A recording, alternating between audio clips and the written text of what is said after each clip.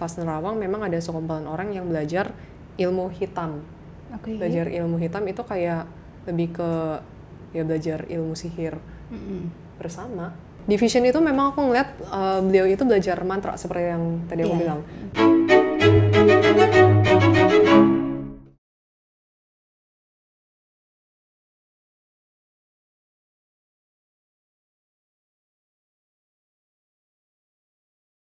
Harry Potter adalah seri 7 novel fantasi yang dikarang oleh penulis Inggris J.K. Rowling. Novel ini mengisahkan tentang petualangan seorang penyihir remaja bernama Harry Potter dan sahabatnya, Ronald Bilius Weasley dan Hermione Jane Granger, yang merupakan pelajar di sekolah sihir Hogwarts. Inti cerita dalam novel ini berpusat pada upaya Harry untuk mengalahkan penyihir hitam jahat bernama Lord Voldemort yang berambisi untuk menjadi makhluk abadi, menaklukkan dunia sihir, menguasai orang-orang non-penyihir, dan membinasakan siapapun yang menghalangi jalannya, terutama Harry Potter. Novel ini mengisahkan tentang Harry Potter, seorang anak laki-laki yatim piatu yang pada usia 11 tahun mengetahui bahwa ia adalah seorang penyihir. Selama 11 tahun ia hidup dalam dunia biasa atau non-sihir atau juga disebut dengan muggle. Kemampuan sihirnya adalah bawaan dan ia diundang untuk menghadiri sekolah yang mengajarkan tentang keterampilan dan pengetahuan sihir. Harry kemudian menjadi pelajar di sekolah sihir Hogwarts. Dan di sana, sebagian besar kisah novel berlangsung. Di Hogwarts sendiri, Harry melalui masa-masa remajanya. Ia belajar untuk mengatasi berbagai masalah yang dihadapinya. Sihir, sosial, dan emosional. Termasuk permasalahan remaja biasa seperti cinta, persahabatan, dan ujian sekolah. Serta ujian terbesar untuk mempersiapkannya dalam menghadapi konfrontasi yang ada di depannya. Setiap novel mengisahkan tentang 1 tahun kehidupan Harry dengan peristiwa novel yang berlangsung antara tahun 1991 sampai 1998. Kisah novel ini juga mengandung banyak kilas balik yang sering dialami oleh Harry saat melihat kenangan karakter lain melalui benda sihir yang disebut pensieve. Novel-novel Harry Potter sendiri tergolong ke dalam genre sastra fantasi, tetapi dalam banyak hal novel-novel ini juga bisa dikategorikan Bildungsroman atau cerita beranjak dewasa, serta mengandung unsur-unsur seperti misteri, petualangan, cerita seru, dan roman. Harry Potter dianggap sebagai bagian dari kisah-kisah mengenai sekolah asrama anak di Inggris, sama seperti Tolkien & Co. Hogwarts sebuah sekolah asrama fiksi untuk para penyihir di Inggris dengan kurikulumnya yang mengajarkan tentang pendidikan sihir. Dan novel-novel era Victoria dan Edward lainnya yang menceritakan tentang kehidupan di sekolah negeri Britania. Di tengah-tengah cerita di masing-masing novel, Harry menemui berbagai masalah dan melanggar berbagai peraturan sekolah saat berupaya untuk memecahkan permasalahan tersebut. Jika ada siswa yang tertangkap melanggar aturan sekolah, maka mereka akan dihukum oleh Profesor Hogwarts sendiri. Penggunaan hukuman ini sering ditemui dalam novel-novel dengan subgenre sekolah berasrama.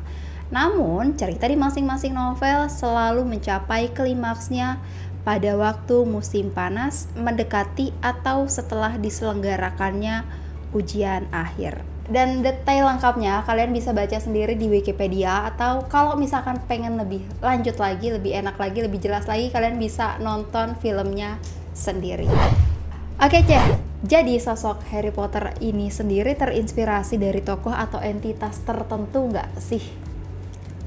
Aku belum menemukan Harry Potter itu dari entitas sih, karena aku lebih merasa ini lebih ke arah imajinasi dan tokoh yang memang dia buat, atau enggak mungkin terinspirasi dari something, tapi aku belum merasakan ini refer ke satu tokoh. Cuman ada hal menarik yang di Harry Potter yang menurut aku ada sedikit mirip dengan dunia nyata. Apa tuh? Nah, kalau dari ceritanya kan memang Harry Potter itu di dalam dirinya ada Horcrux. Jadi di dalam dirinya itu kan ada Voldemort. Voldemort itu kan identik dengan kuasa gelap atau enggak sisi yang jahat dan negatif kan, karena memang Voldemort itu tokoh yang memang villain, yang buruk, jahat intinya gitu.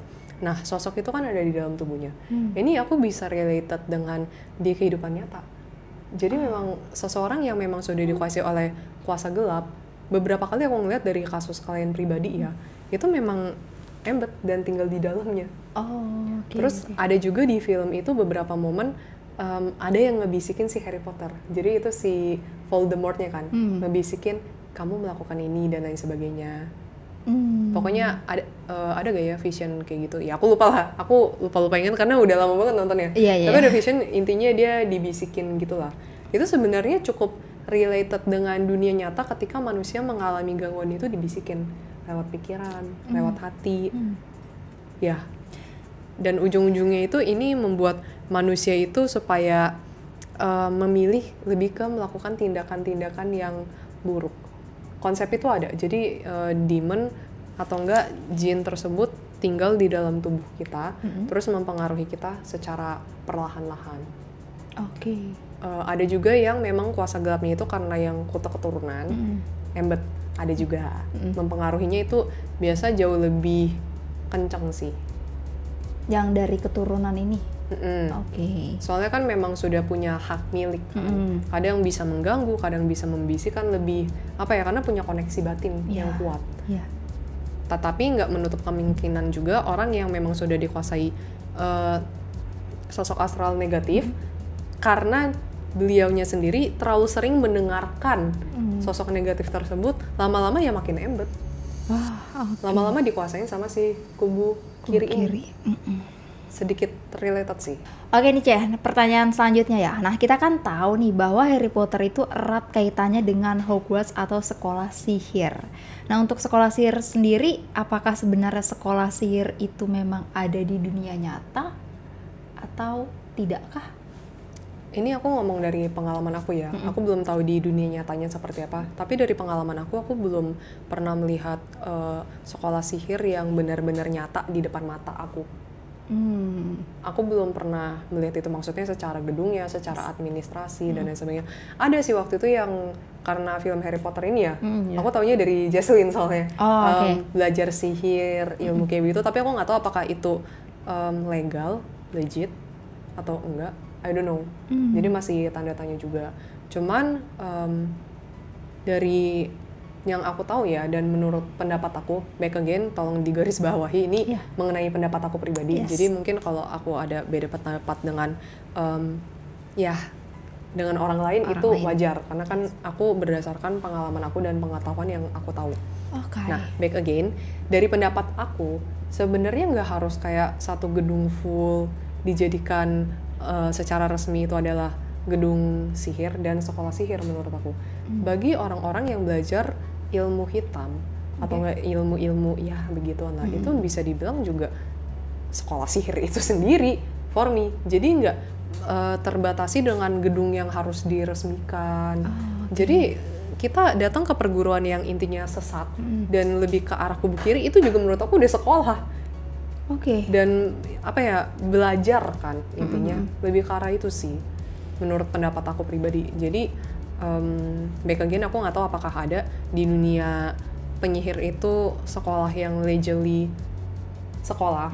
Tapi memang ini aku baru semi penelitian, jadi belum hasil akhir ya. Baru semi penelitian. Jadi di zaman dulu itu pas aku terawang waktu itu, aku lagi neliti something intinya. Pas nerawang memang ada sekumpulan orang yang belajar ilmu hitam. Belajar ilmu hitam itu kayak lebih ke belajar ilmu sihir bersama. Nah terus sekumpulan orang itu adalah sekumpulan orang yang belajar ilmu hitam intinya.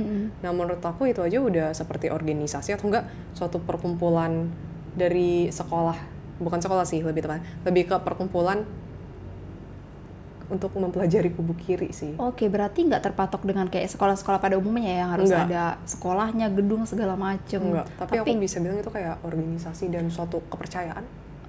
Tapi kalau misalkan ada satu guru sama muridnya, itu juga termasuk nggak sih sekolah sihir gitu? Menurut aku itu termasuk hitungan, karena kita kan belajar kan. Selama ada yang belajar dan kita sendiri belajar sendiri, itu juga termasuk menurut aku. Jadi nggak dibatasi dari sekolah, karena menurut aku belajar ilmu beginian nggak terpaut dengan edukasi sekolah, tapi dari banyak hal yang bisa kita dapatkan. Nah, berbicara mengenai sihir yang diajarkan di Hogwarts sendiri, berhubungan kita tahu nih bahwa J.K. Rowling sendiri kan merupakan seorang penyihir. Apakah mantra sihir yang diajarkan di Hogwarts merupakan mantra sihir yang nyata? Ini aku langsung korek memori dari si J.K. Rowling-nya sendiri. Sebenarnya mantra-mantra itu aku bisa bilang nggak real sih. Aku bisa bilang. Tapi memang, bentar ya. Di Vision itu memang aku ngeliat beliau itu belajar mantra seperti yang tadi aku bilang. Dia memang mengimplikasikan mantra tersebut ke dalam film. Jadi memang di filmnya kan ada mantra-mantra. Tapi sebenarnya aslinya dari memorinya dia ya, dari memorinya dia yang aku lihat, mantra yang asli itu gak sesimpel yang di film. Kalau di film kan cuma ngomong satu kata terus jadi kan keluar energi dan ada efeknya bereaksi gitu. Aslinya kalau ingin mempelajari mantra tuh nggak sesimpel itu. Mantra yang beneran mantra yang aku maksud itu bukan chanting di suatu kepercayaan ya, tapi lebih ke mantra-mantra sihir kuno dan lain sebagainya. Itu butuh sigil setahu aku, dan harus ada orang ngerti cara gimana ngaktifin ya. Sebenarnya nggak semudah yang di film itu, cuman mungkin beberapa implikasinya ada yang benar. Nah, dari ini baru again ya, masih semi penelitian, jadi belum hasil akhir dan bisa aja nanti ada rombakan revisi. Lebih kalau mantra itu kalau dari dunia real dan dari ya waktu itu kan aku sempat baca apa ya namanya buku mantra Kodeks Giga sih di DH sudah pernah dikontenkan, bisa tonton di video ini. Ya intinya aku sempat baca itu kan kayak sebenarnya mereka kan ada sigil untuk ya intinya untuk kekuatan, untuk kecantikan, kekebalan, keabadian, itu ada. Dan biasanya mantra itu berkaitan erat dan gak beda jauh dengan yang apa namanya, racikan-racikan, ramuan-ramuan yang mereka buat. Kan mereka juga ada ramuan-ramuan kan, itu juga beneran ada di dunia nyata ternyata. Kayak ramuan-ramuan supaya menjadi lebih kuat lah dan lain sebagainya. Jadi implikasinya sebenarnya tepat, tapi nggak yang sebombastis dan sesimpel yang ada di film-film tersebut. Intinya begitu. Nah, next pertanyaan aja ya. Jadi karena Aileen ini kan suka berhubungan dengan arwah-arwah nih ya. Di film Harry Potter sendiri kan banyak arwah berkeliaran di sekolah tersebut. Nah, apakah benar bentuk yang dilihat memang seperti itu, seperti yang difilmkan, atau ada vision lain kah? Aku bisa bilang itu exactly mirip sih, persis. Sama banget. 90%. Wow. Ya, jadi misalnya sebenarnya tergantung arwahnya bagaimana ingin menampakkan diri sih. Tapi memang ketika meninggalnya begitu ya bentuk arwahnya juga begitu, kecuali mereka merubah dirinya. Tapi biasanya lebih jarang sih yang kayak gitu. Itu lebih ke manipulasi-manipulasi, itu lebih banyak jin sama demon kebanyakan. Nah, arwah-arwah itu memang ya kayak gitu. Kalau di Harry Potter kan masih punya perasaan, bisa marah, bisa sedih, bisa nangis. Arwah juga exactly sama, karena nggak ada bedanya sebenarnya ketika kita hidup. Memori itu juga lah yang dibawa ketika mereka meninggal. Jadi mirip sih, makanya mereka kan kayak ada momen ngobrol, main bersama, dan perawakannya memang begitu. Oh ya, by the way, memang arwah itu agak tembus pandang. Itu benar, mirip banget yang diceritakan Harry Potter, agak tembus pandang kan? Agak tembus pandang. Terus biasanya bagian kakinya untuk kita yang ngeliat ya, memang agak gimana ya, kadang tuh kayak agak tembus pandang gitu sih kadang. Ya, aku nggak bisa ngeliat, nggak bisa bayangin juga nih. Bingung.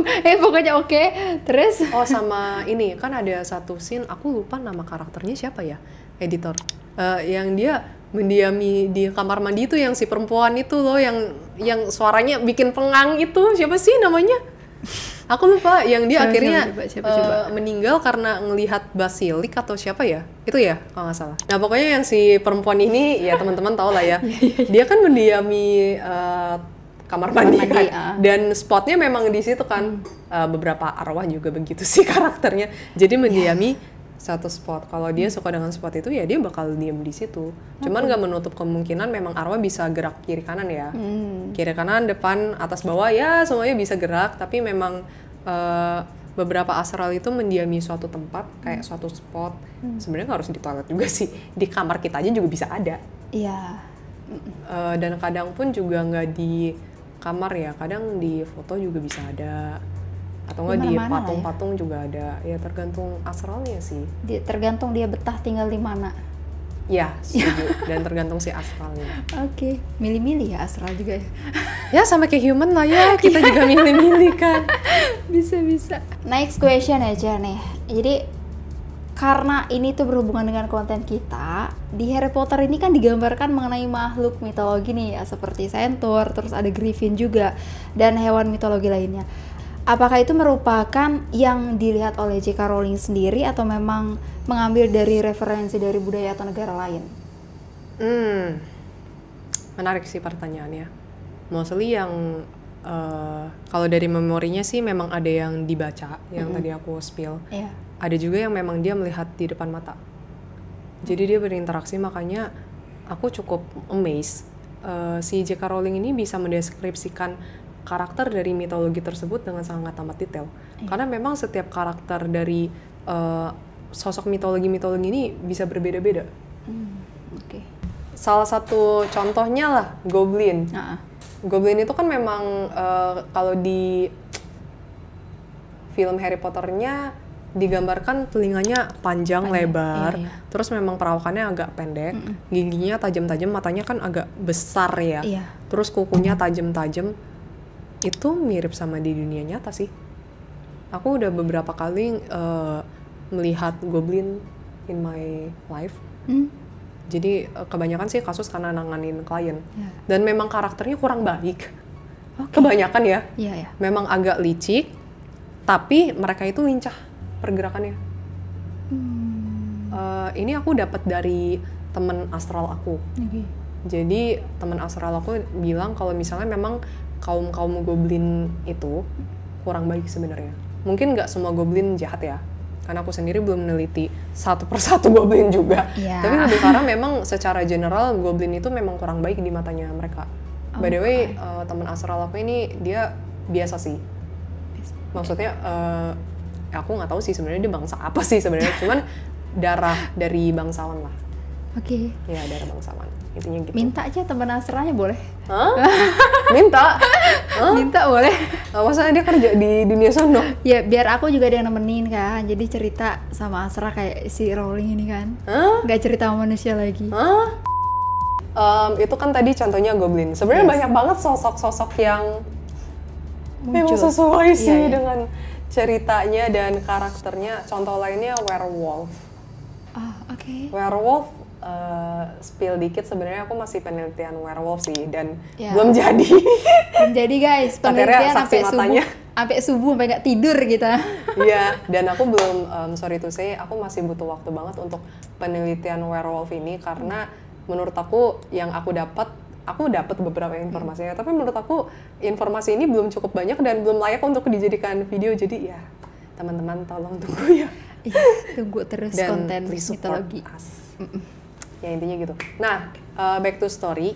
Intinya di werewolf, aku baru sedikit dapat ya beberapa sumber lah. Salah satunya itu dari buku Codex Gigas yang tadi aku spill di depan. Di situ ada tuh gimana cara jadi werewolf. Salah satunya. Tapi penelitiannya belum benar-benar bisa aku validasikan. Jadi aku butuh beberapa validasi lagi supaya meyakinkan apa yang aku dapatkan lah intinya. Ya. Intinya salah satunya itu aku nggak tahu keterkaitan antara bulan dengan si werewolfnya. Kan dibilang werewolfnya ada jadi ganas. Itu sebenarnya ada benernya, tapi aku nggak tahu keterkaitannya yang secara spesifik gimana. Cuman yang aku bisa spill adalah memang ada kaitan dengan bulan dan bulan gerhana bulan ya kalau nggak salah. Gerhana bulan bukan sih, atau bulan purnama. Bulan purnama. Biasanya kan bulan memang purnama. Yang melakukan apa ya ilmu kayak gitu memang ini bulan purnama kan. Memang banyak bulan purnama dan memang bulan purnama itu bisa meningkatkan energi yang negatif berkali-kali lipat sih. Baru segitu doang yang bisa aku spill karena aku belum terlalu banyak penelitian, apalagi di bulan itu kan kayaknya sulit Harus ya. ke bulan guys, ya nggak ada angkot menuju bulan. Ya intinya gitu. Tapi intinya spill dikit mengenai bulan juga memang banyak digunakan praktisi supernatural yang kubunya negatif untuk mencari kekuatan lah, untuk ngilmu, untuk ya untuk ritual-ritual itu ketika malam hari menggunakan bulan. Abis itu juga ada tanggalan-tanggalannya, itu bener, itu related. Terus sosok-sosok lain contohnya yang kayak Centaur, Griffin itu beneran ada sebenarnya. Oh ya, by the way yang bagian Centaur itu aku nggak tahu sih ini boleh di-spill atau masih spill dikit kali. Spill dikit nggak apa-apa. Lebih ke arah Centaur itu mungkin masih ada penelitian lebih lanjut. Jadi penelitian aku sebenarnya belum selesai di konten Centaur kita. Tapi aku masih butuh waktu untuk lebih lebih bisa menggali lebih dalam lagi. Aku nggak tahu apakah akan ada part 2-nya atau tidak. Tapi ya we try our best lah ya. Soalnya aku nggak pengen spill informasi ini kalau bukan yang tepat ataupun ya intinya gitu lah ya. Ya intinya gitu. Ya begitu guys. Ada lagi nggak Cek sosok-sosok mitologi yang ditemuin sama Cik Aili nih? Karena kan Cik Aili nih suka banget ngeliat makhluk-makhluk seperti itu ya Cik. Oke. Ada. Bentar ya, coba aku lihat catatan dulu karena banyak banget sosok mitologinya. Aku cuman tulis yang aku inget doang kan. Sosok naga ya yang pernah ditunggangi oleh Kak Adam. That was the first time aku melihat naga.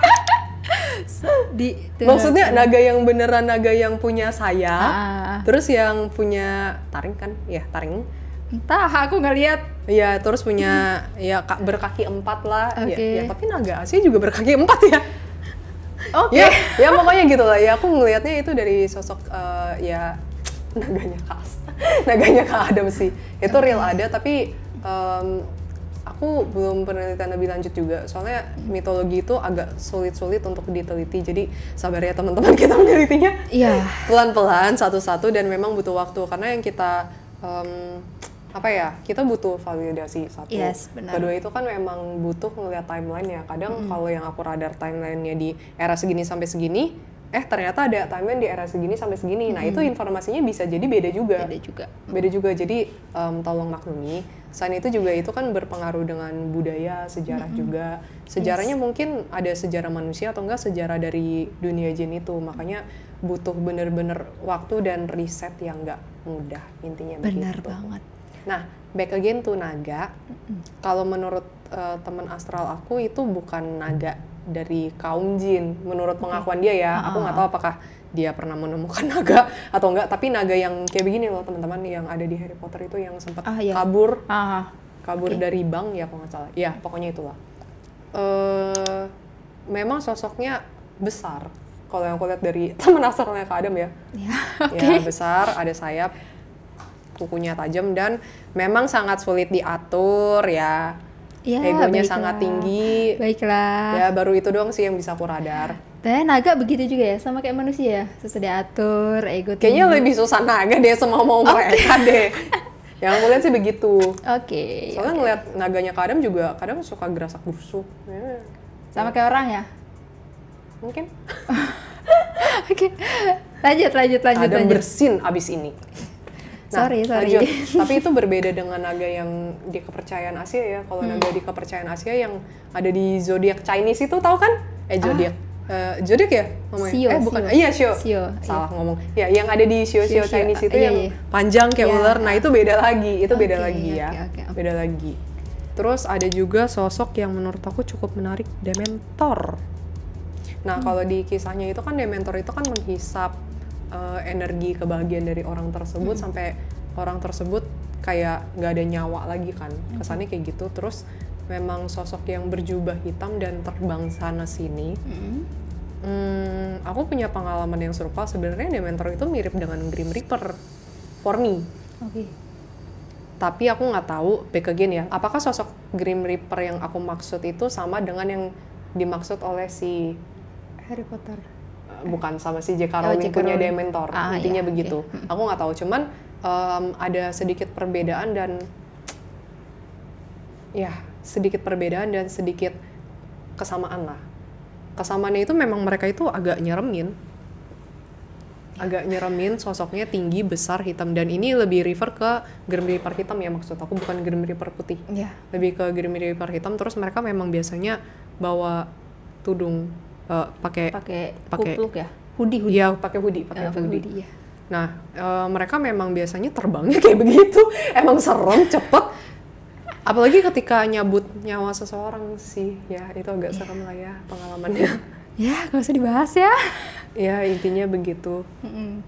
Abis itu juga perbedaannya adalah mereka memang ditugaskan oleh Sang Maha Kuasa untuk mencabut nyawa tersebut. Jadi bukan seenak-enak dewe mereka. Iyalah. Mau nyabut, ini ya udah dicabut di bawah dunia gelap, nggak begitu. Okay. Jadi memang sudah atas perintah dari kubu kanan. Terus mereka itu sosok yang benar-benar taat, sosok yang benar-benar energinya besar dan memang kayak energi kematian. Oh, terus perbedaannya kalau Dementor itu kan lebih suka-suka seenak jidat kan untuk menghisap energi segala. Sebenarnya kalau Grim Reaper sih nggak begitu. Grim Reaper nggak begitu. Dan kalau Grim Reaper itu biasanya bawa sabit. Ya, identiknya itu selalu bawa sabit. Kalau Dementor kayaknya dia cuma terbang deh. Nggak bawa sabit. Enggak, tapi memang mirip sih. Aku nggak tahu apakah ini sosok yang sama atau beda. Ya. Dan biasanya sosok Grim Reaper ini sedikit spill informasi aja. Memang banyak diasosiasikan dengan dunia bawah, makanya energinya biasanya kurang enak ya biasanya. Karena mereka menurut dari pengakuan teman Grim Reaper kita, itu mereka memang suka bolak-balik ke dunia bawah. Oke. Intinya gitu. Oke. Lanjut. Selanjutnya ada lagi kah? Siren yang pernah kita bahas. Yes, kenal Siren. Itu yang lebih ke negatifnya ya, Sirennya ya. Memang cepat, lincah. Tapi yang aku lihat di vision aku sih penampilannya nggak seburuk yang di Harry Potter sih.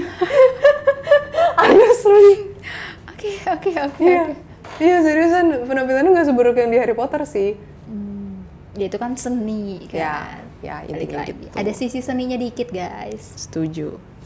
Kayaknya baru segitu deh, soalnya aku juga agak lupa inget sosok-sosok mitologi yang ada di Harry Potter apa aja. Ini yang aku tulis itu yang aku inget, soalnya nggak mungkin kan aku nonton 8 filmnya ulang lagi, soalnya ya nggak ada waktu ya teman-teman. Oke, so guys, sedikit informasi untuk kalian yang belum tahu konten kita mengenai mermaid atau siren, langsung di sini ya. Next, selanjutnya ya Cece ya. Nah, selain hewan mitologi dan arwah, menurut Cece nih, apalagi sih yang ditampilkan di film tersebut yang sebenarnya ada di dunia nyata?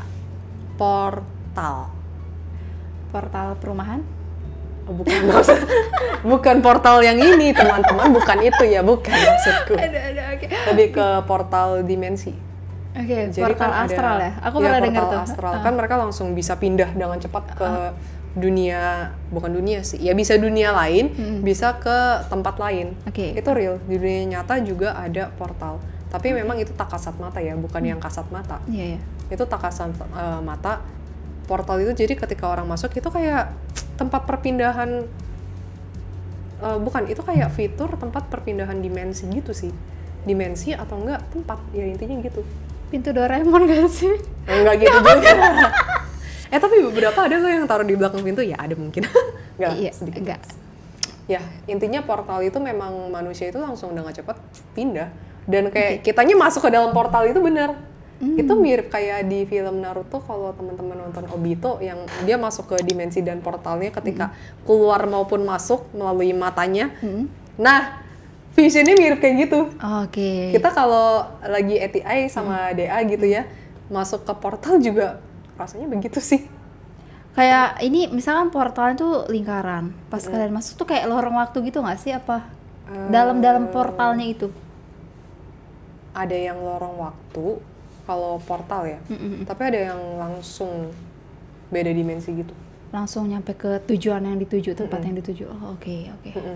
Kebanyakan portal itu digunakan oleh demon sama jin ya, untuk biar mereka cepat aja pindah tempatnya. Dan kadang beberapa portal itu digunakan untuk kayak untuk memantau situasi gitu sih. Itu juga pernah aku lihat. Kalau portal sendiri tuh tempatnya emang udah ada tempatnya atau memang dia bisa kayak sekarang di sini misalkan tiba-tiba ada portal itu atau gimana? Aku belum tahu proses pembuatan portal gimana back again karena itu butuh penelitian. Tapi beberapa tempat memang ada portalnya dan di berbagai macam-macam. Jadi bisa langsung kayak ini ruangan kosong. Waktu itu aku pernah ngeliat bersama dengan Dea sih. Di ruangan kosong itu portalnya gede banget. Satu ruangan itu ada. Tapi ada juga yang portalnya di kaca. Ada juga portalnya yang menarik waktu itu di lukisan. Jadi itu rumah adalah bekas rumah orang satan kayaknya. Terus karena suka ritual dan sebagainya itu kan membekaskan energinya. Jadi di situ ada portal. Ya, portal itu benar. Ada lagi? Ada jubah Harry Potter. Jubahnya. Jubahnya kenapa jubahnya? Aku teringat aja sih sama jubahnya Harry Potter. Jadi jubahnya Harry Potter itu kan kalau dia pakai jadi invisible, ya kan? Nah, aku pernah ngeliat yang serupa di kaum jin sih. Jadi waktu itu ceritanya itu teman astral aku juga yang darah bangsawan. Intinya dia dikasih hadiah sama temennya jubah invisible itu. Jubahnya memang berat. Terus kalau dipakai memang jadi nggak kelihatan sih. Itu kayaknya teknologi sih. Aku nggak tahu di dunia kita manusia apakah udah ada teknologi seperti itu. Tapi yang waktu itu aku ngeliat dari temen jin aku ada. Kalau manusia udah bikin kayaknya banyak yang beli, Cey. Ya juga ya. Banyak yang beli pakai buat kemana gitu. Kan bisa ngilang. Ya. Jangan. Jangan Itu lebih ke arah teknologi sih menurut aku ya. Oke.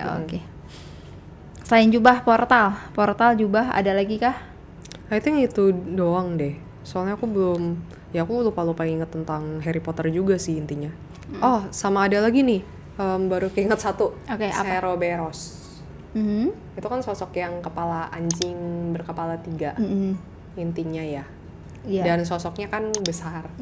Nah, kalau dari pengalaman aku sih waktu itu temen jin aku itu dia punya peliharaan memang badannya besar-besar kayak begitu sih. Jadi di ukuran manusia kayak nggak masuk akal gitu.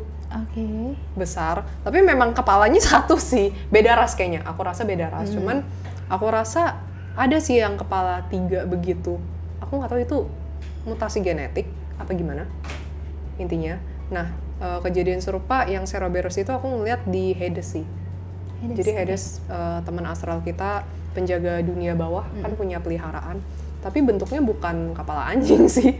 Kalau teman-teman udah pernah ngeliat di DA maupun di TA, ada gambar Hades yang sudah digambarkan oleh si Tomku. Nah, itu kayak slimy-slimy gitu sih. Jadi ada. Itu ada di dunia nyata juga. Next question aja ya. Nih, Harry Potter ini kan ada istilah yang disebut dengan Muggle. Nah, Muggle sendiri merupakan julukan para penyihir kepada manusia non-penyihir. Nah, di dunia nyata, apakah memang hanya mereka yang memiliki keturunan penyihir yang bisa melakukan sihir? Pertanyaan yang menarik. Sebenarnya sistemnya mirip sama yang kayak di Harry Potter sih. Memang ada darah keturunan penyihir beneran. Contohnya adalah J.K. Rowling sendiri. Ya, dia kan ada punya keturunan darah penyihir. Jadi dia memang dari kecil sudah punya bakat supranatural. Jadi memang dia yang dipilih dan ditunjuk oleh astral tersebut menjadi lu yang penerusnya nih. Dan memang biasanya mereka adalah sosok-sosok yang sangat berbakat intinya. Karena kan astralnya sendiri yang milih gitu loh. Lu yang jadi penerusnya gitu.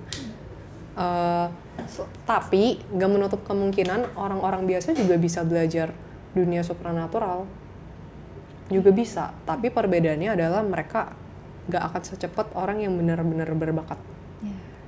Tetapi memang kalau yang memang bukan ditugaskan dari kubu kanan untuk bergerak di bidang supranatural, itu aku kurang saranin untuk belajar begituan sih, apalagi praktek yang black magic, terutama black magic ya. Black magic kalau ke arah spiritual aku oke. Tapi kalau ke arah black magic aku kurang setuju. Kenapa?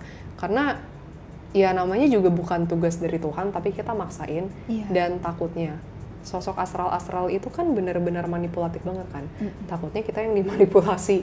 Yes. Dan kita dampaknya negatif untuk diri kita sendiri, jadi nggak konstruktif. Dan itu bisa berdampak ke orang-orang sekitar.